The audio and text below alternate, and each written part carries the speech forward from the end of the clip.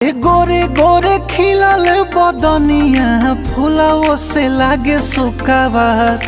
काला टीका कहला गुजरिया लागे न नजरिया हमार।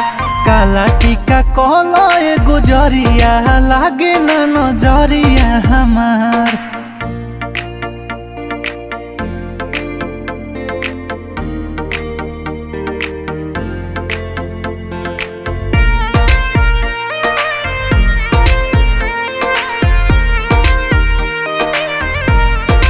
दिलावा तोहरे नामे धड़केला कहके देख टच कि तोहरा बिना नहीं जियब बतिया कहतानी सच। दिलावा तोहरे